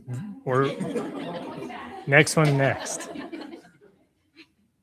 So, yep, just for the budget. Any other public comment? Okay, then with that, we will move forward. Can I please have a motion to close the public hearing meeting and reconvene the board meeting? And moved by Ms. Gandy. Is there a second? Second by Mr. Sorensen. All those in favor, please say aye. Aye. Any opposed? Motion passes. Now we will move forward to our communications and correspondence, our open public comment. Bear with me. I will go through this one more time and we'll move forward to that. Thank you for attending today's board meeting and for your continued engagement with the district. As we move into the public comment portion, we kindly ask that each speaker limit their comments to one opportunity. If you've already submitted written comments, we kindly request that you refrain from addressing the board again on the same topic. All written comments will be posted in the written public comment section of the agenda for review by all attendees, including trustees. Speakers may comment on district policies, operations, and programs and other matters that relate directly to the school district and the board's business. We ask that issues that are not of general importance to the broader community or relevant to the board's governance of the district should be addressed through appropriate administrative channels. Comments regarding the performance or employment of individual district employees are not permitted during public comment. Formal complaints about school personnel may be submitted to the Board of Trustees in accordance with policy KLD and using the form in KLD-E. Staff complaints or grievances should follow the procedures outlined in policy GBM. Comments regarding individual students will not be permitted. The district's legally prohibited from discussing confidential student matters in a public forum. If you are unable to finish your comments within the allotted 3 minutes, we invite you to submit the remainder in writing to the superintendent or board chair. These submissions will be shared with all board members after the meeting and will receive a response in the same manner as public comments. With that, I'd point trustees. I believe there were 3 written public comments submitted, so please take a look at those. And we will move forward to in-person public comments.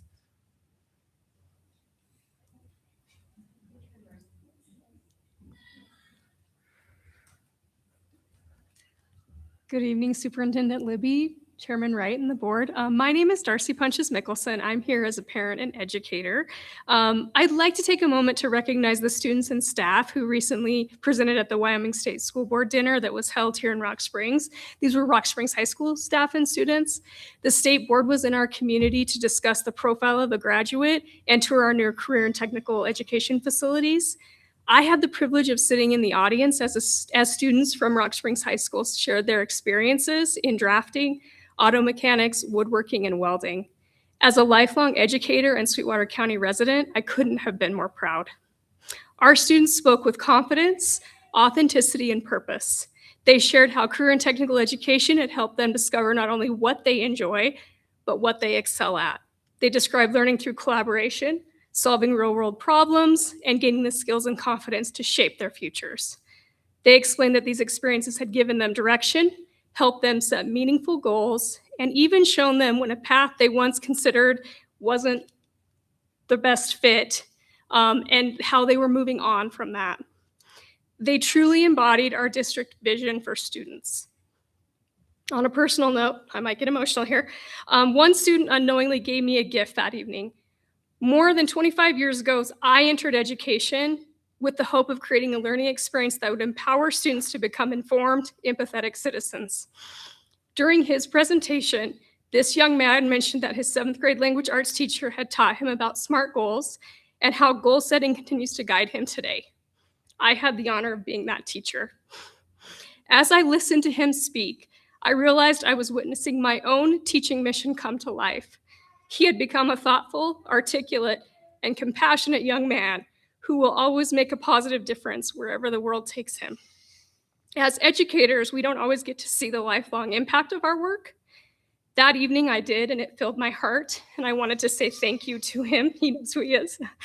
To all of the students and teachers who represented our district so well that evening, I want to thank you.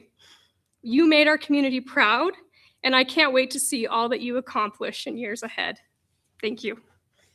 Thank you, Darcy. And I actually appreciate the reminder. I did have a few attendees to that event reach out to me, including one of the members of the State Board of Education, commenting how positive, professional, and impressed they were with our students. So I do want to pass along those congratulations as well. And thank you for being there and being in attendance.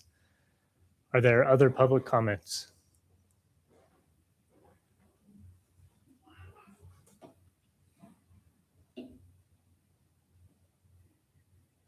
Hello, board. Jen Baird here. I wasn't going to speak today, but I started thinking about the out-of-area requests.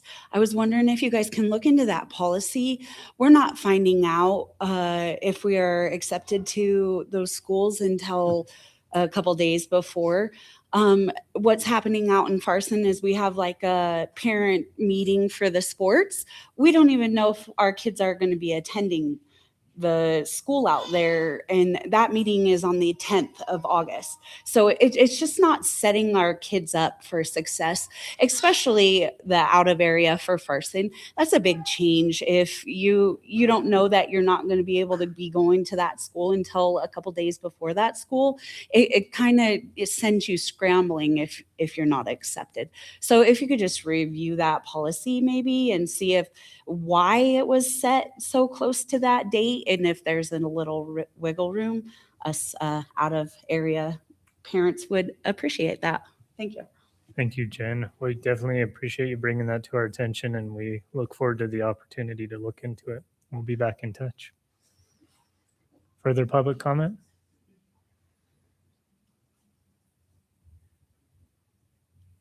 Further public comment? Last chance. Further public comment? Okay. We will move on to item 9, our consent agenda. All matters listed under the consent agenda are matters about which the board has governing policies, implementation of which is delegated to the superintendent. They will be enacted in one motion in the order listed below. There will be no discussion of these items prior to the time the Board of Trustees votes on the motion, unless members of the board request specific items be held and discussed separately and or removed from this action. Can I please have a motion to approve the consent agenda items as presented and or amended? Been moved by Ms. Gandhi. Is there a second? Second by Mr. Sorensen. All those in favor, please say aye. Aye. Not on this one, unless you want to pull something out. Oh, yeah, I want to pull 13. Okay. You're okay. Would you want to make a motion to, Okay. I make a motion to pull item 13 out of the consent agenda. for item discussion. 13, Josh, what's the letter you're suggesting? Yeah, what's the handbook. letter? Or were you talking about agenda item 13? Oh, did I scroll too far down? I apologize. That is not in the consent agenda. Okay. I do apologize. Okay, well then we'll come back to that. All right, back to the consent agenda then. There was a motion by Ms. Gandy, a second. All those in favor, please say aye. Aye. Any opposed? Okay, motion passes for consent agenda. Item 10 is the approval of the salary schedules for the 2026-2027 school year effective July 1, 2026. Well, first of all, can I please have a motion to approve the salary schedules for the 2026-2027 school year effective July 1, 2026? So moved. Been moved by Mr. Sorensen. Is there a second? Second by Ms. Schumacher. We'll open this one for discussion, and I'll just comment for everyone's information. You probably saw this last month. It was brought to our attention that there were some salary schedules that had 15 steps and some that had 20. So the goal was to be consistent, get them all on 20. All that happened, no changes were made to any base pays or anything else like that. They simply extended the steps on the ones that were short. And that's why it's back on the agenda today. Any further discussion on that one? Okay. All those in favor, please say aye. Aye. Any opposed? Motion passes. Item 11 is the school bus routes. It's my understanding nothing's changed on those. So if I can please have a motion to approve the school bus routes for the 2026-2027 school year. It's been moved by Ms. Schumacher, second. Second by Ms. Gandy. Any additional discussion or questions on this one? Okay. All those in favor, please say aye. Aye. Any opposed? Motion passes. Next item is the health insurance premiums. Is there a motion to approve the health plan insurance premiums for the 2026-2027 plan year as proposed by Sweetwater County School District Number 1? It's been moved by Ms. Candy. Is there a second? Second by Mr. Sorensen. I'll open it for discussion.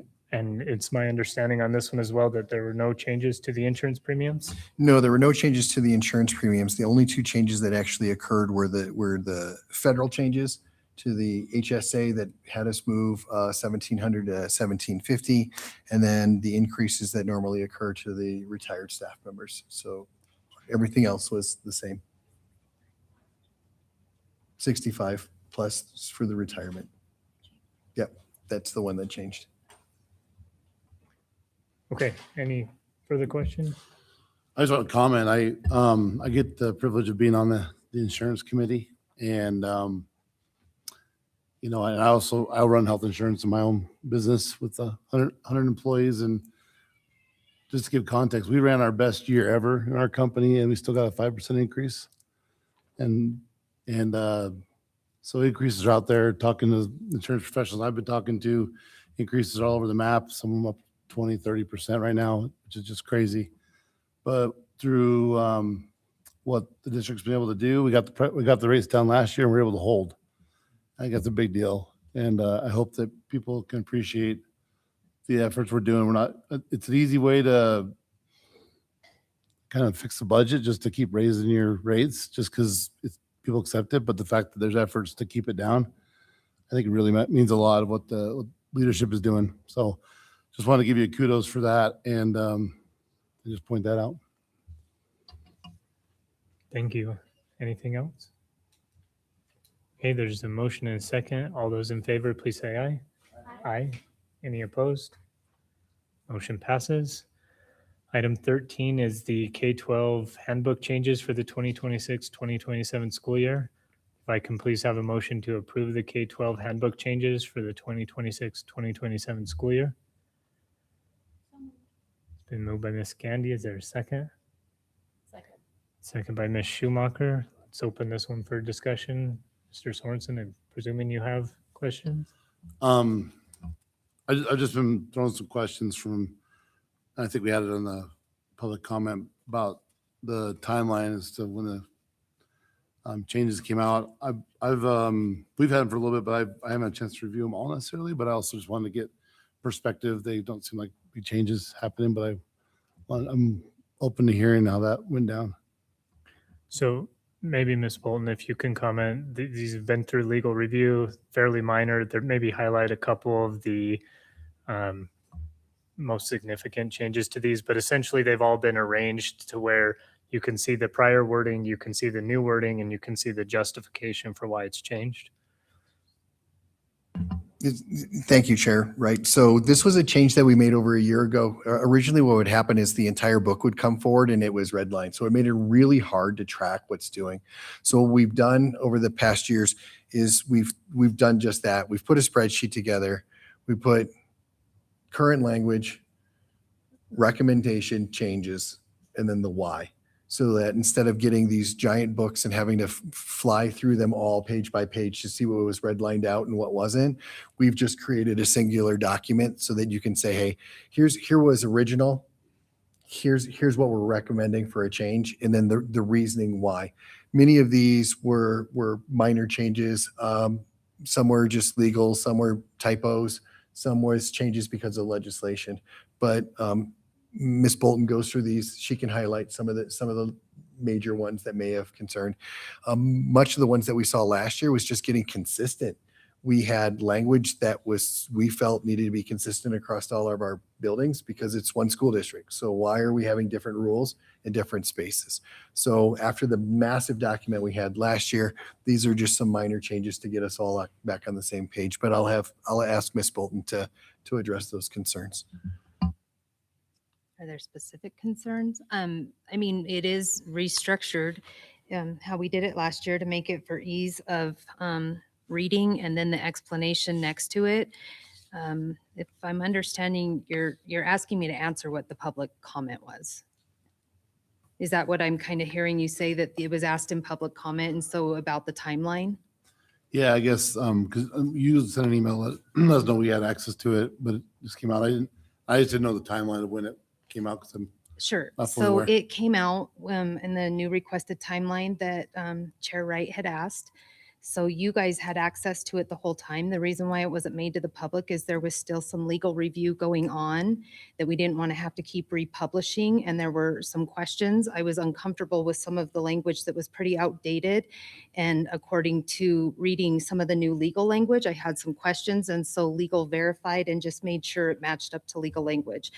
And then they got back to us late last night. We reconfirmed some of that, and so we were able to publish it today. I'm sorry, they got back to us late Monday night. We were able to reestablish that, and I had emailed you guys letting you know what the areas were that were being reviewed, and then let you know that we were just moving forward with those. We just needed them legally checked. So it was initially published for board. board members to see last Wednesday. And then we were waiting, like Ms. Bolton said, we were waiting for some we were waiting for our legal counsel to review some of the wording. And one of them, I think that we had some concerns around was some speech issues. So there was some language in there that we questioned as to whether or not it was actually viable and legal to put in there. And I think we got our answer, and I think it was redlined out. It was rewritten to tie back to our policies because I remember the case law that had come out and I had some questions on that. So it was just reworded to tie back to our policies.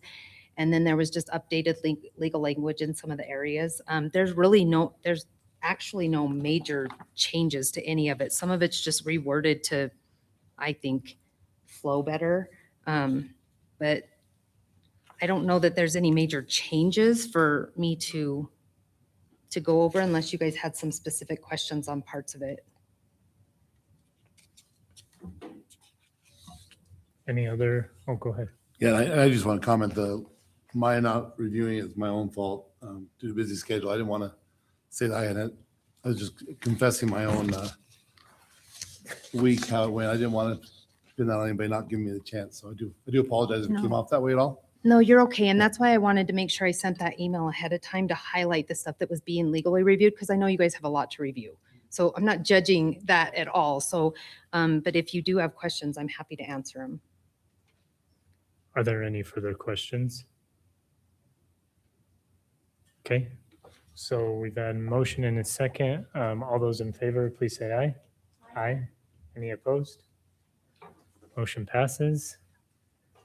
Moving on to item 14. I need a motion to approve policy DLC, classified payroll procedures. Is there a motion? It's been moved by Ms. Schumacher. Is there a second? Second by Ms. Gandy. I'll open this for discussion. It's pretty well listed there on the agenda, but it's currently classified as a policy and needs to be retitled to align with the associated policy title. So pretty straightforward changes, really administrative, I would say. Any other discussion? Okay, all those in favor, please say aye. Aye. Any opposed? Motion passes. Item B, can I please have a motion to approve policy DLB, administrative payroll procedures? Been moved by Ms. Gandy. Is there a second? Second by Ms. Schumacher. Any further discussion on this one? Okay, all those in favor, please say aye. Aye. Any opposed? No, motion passes. So board information, item A, if you recall last month, we asked that some of the facility items that needed to be urgently accomplished but didn't have the time to come to the board for approval be provided an update. That's what that document is. I think it's pretty thorough and straightforward. I don't believe Mr. Celeroli is available tonight, but if there's any future questions, we can reach out to him on those, and then he will do the same thing at next month's meeting as well. Those just kind of explain what they needed to move forward with. Let's see, item B, C, D, E are for board information there. So just please review those. I guess most of those graduation dates for next year. And then item I, the vacancy notice. So just wanted to bring a little bit of attention to this and congratulate some of the positive things happening. This is posted in a different manner that has been previously. So this will be after tonight's approvals reflected in this list, but this is the lowest number of vacancies that we've had open for the last 5+ years, if not longer. So that's something to celebrate. And furthermore, you'll notice that there's no current open positions at Rock Springs High School, which is also something we're celebrating. So that's just for board information as well. Oh, and I did ask Ms. Gunter to provide a presentation and some updated information at the August board meeting, just to go over some of these vacancies and staffing levels and where we sit with that. Okay. With that, item 16 is our executive session. If I can please have a motion to go into executive session. It's been moved by Ms. Schumacher. Is there a second? Second by Mr. Sorensen. All those in favor, please say aye. Aye. Any opposed? Motion passes. And my Chrome just shut down, but I don't think we have any action upon our return. So if we do, it's Chrome's fault. Sorry. Thank you.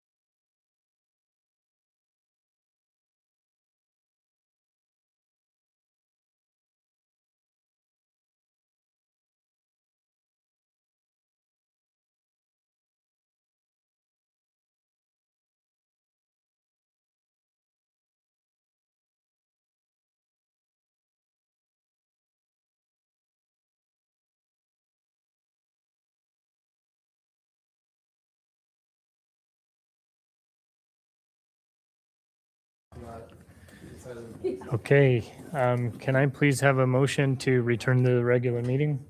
So moved. It's been moved by Ms. Schumacher. Is there a second? Second. Second by Ms. Gandy. All those in favor, please say aye. Aye. Aye. Any opposed? Motion passes. Can I have a motion to adjourn the meeting? Been moved by Ms. Gandy, second by Ms. Schumacher. All those in favor, please say aye. Aye. Any opposed? Excellent. Meeting adjourned at 9:50.